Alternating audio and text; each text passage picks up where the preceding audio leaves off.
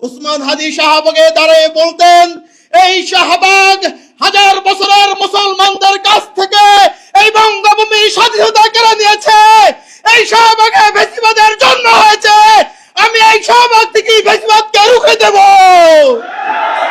এই শাহবাগে বসে আমি নারায়ে তাকবীর স্লোগান দেব। যদি আপনারা হাদিকে ভালোবাসেন, হাদির হত্যার বিচার চান, ওই শাহবাগকে ফ্যাসিবাদ মুক্ত, ভারতীয় আধিপত্যবাদ মুক্ত কায়েম করতে হলে আপনাদেরকে আন্দোলন অব্যাহত রাখতে হবে। আমি আমার বক্তৃতা শেষ করছি। আপনারা হাদির 8 মাসের সন্তানের জন্য দোয়া করবেন, ওর ওয়াইফের জন্য দোয়া করবেন। হাদির ছোট বোন, আমার বাবা মৃত্যুর পরে আমরা 2 ভাই অসহায় ছিলাম। আমার ছোট বোন আমাদেরকে বড় করেছেন, তার বেতনের টাকা দিয়ে আমাদেরকে পড়াশোনা করেছেন। ও খুব বেশি অসহায় হয়ে পড়েছে, মানসিকভাবে অসুস্থ হয়ে গেছে। খাস করে ওর জন্য আপনারা দোয়া করবেন। প্রিয় বিপ্লবী জনতা, আমি এখানে ওসমান হাদির ভাই হিসেবে আসি নাই। আমি হাদির একজন সহযোদ্ধা ছিলাম। হাদি যখন গুলিবিদ্ধ হয়েছে, একই রিকশার বাম পাশে আমি বসা ছিলাম। হাদি ডান পাশ থেকে সন্ত্রাসীদের হাতে গুলিবিদ্ধ হয়েছে। কান্না করার জন্য আমরা রাজপথে নামি নাই। শহীদ ওসমান হাদি যখন জুলাই আন্দোলনে অংশগ্রহণ করে, তার ওয়াইফ, সন্তান সম্ভা ছিলেন। দিনের পর দিন, রাতের পর রাত যখন বাসায় ফিরতে পারেন নাই, আমাদের পরিবারের পক্ষ থেকে তাকে বারবার বলা হতো, পরিবারের কথা চিন্তা করতে হবে, নিজের নিরাপত্তার কথা চিন্তা করতে হবে।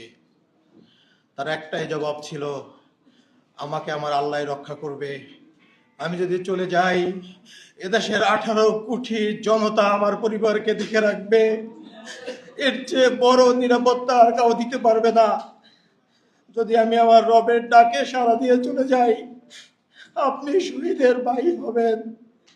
আমার মাকে বলেছিল, আমি যদি মা চলে যাই, আপনি শহীদের মা হবেন। এর চেয়ে আর গর্বের কিছু নাই। কিন্তু আমি শহীদের ভাই হতে চাই নাই। আমি চেয়েছিলাম রাজপথে বিপ্লবী ওসমানের পাশে থেকে এই বাংলাদেশকে আধিপত্যবাদ মুক্ত করতে। আমি চেয়েছিলাম ইনসাফের বাংলাদেশ যতদিন পর্যন্ত গঠন না হবে, আমরা রাজপথ ছাড়ব না। কিন্তু আজকে ওসমান চলে গেছেন। আল্লাহ ওকে তার সর্বোচ্চ পুরস্কার দিয়ে নিয়ে গেছেন। শুক্রবারে জুমার নামাজের পরে সে গুলিবিদ্ধ হয়ে পরবর্তী শুক্রবার রাতে সে ইন্তেকাল করেছেন সিঙ্গাপুরে।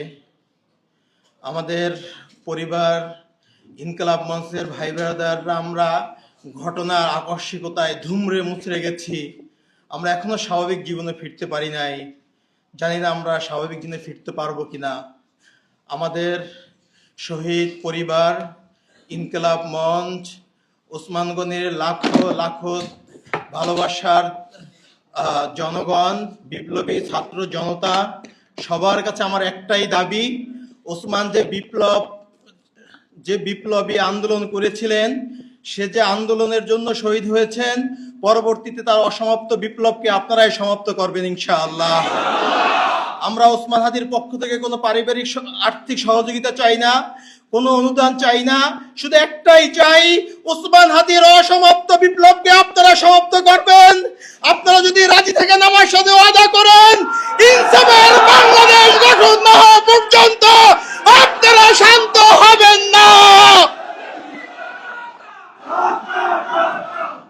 উসমান হাদি শাহবাগে দাঁড়িয়ে বলতেন, এই শাহবাগ হাজার বছরের মুসলমানদের কাছ থেকে এই বঙ্গভূমি স্বাধীনতা কেড়ে নিয়েছে। এই শাহবাগে বেশিবাদের জন্ম হয়েছে।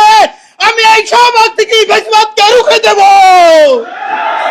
এই শাহবাগে বসে আমি নারায়ে তাকবীর স্লোগান দেব। যদি আপনারা হাদিকে ভালোবাসেন, হাদির হত্যার বিচার চান, ওই শাহবাগকে ফ্যাসিবাদ মুক্ত, ভারতীয় আধিপত্যবাদ মুক্ত কায়েম করতে হলে আপনাদেরকে আন্দোলন অব্যাহত রাখতে হবে। আমি আমার বক্তৃতা শেষ করছি। আপনারা হাজির 8 মাসের সন্তানের জন্য দোয়া করবেন, ওর ওয়াইফের জন্য দোয়া করবেন। হাজির ছোট বোন, আমার বাবা মৃত্যুর পরে আমরা 2 ভাই অসহায় ছিলাম। আমার ছোট বোন আমাদেরকে বড় করেছেন, তার বেতনের টাকা দিয়ে আমাদেরকে পড়াশোনা করেছেন। ও খুব বেশি অসহায় হয়ে পড়েছে, মানসিকভাবে অসুস্থ হয়ে গেছে। খাস করে ওর জন্য আপনারা দোয়া করবেন। আল্লাহ আপনাদেরকে ওসমানের স্বপ্নকে বাস্তবায়ন করার তৌফিক দান করুক। আমিন।